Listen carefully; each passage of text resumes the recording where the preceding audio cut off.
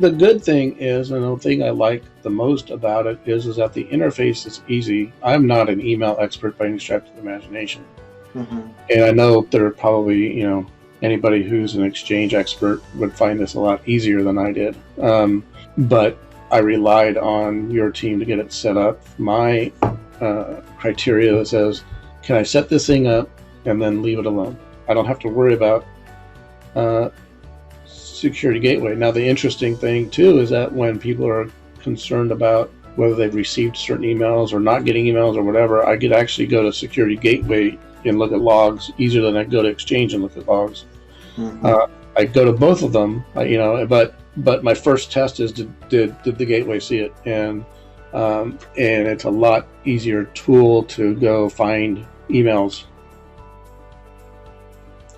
Much better than Mimecast. Mimecast is a bear. I mean, you need a lot of time to go through and understand what they're doing and understanding their rules on how to configure the gateway.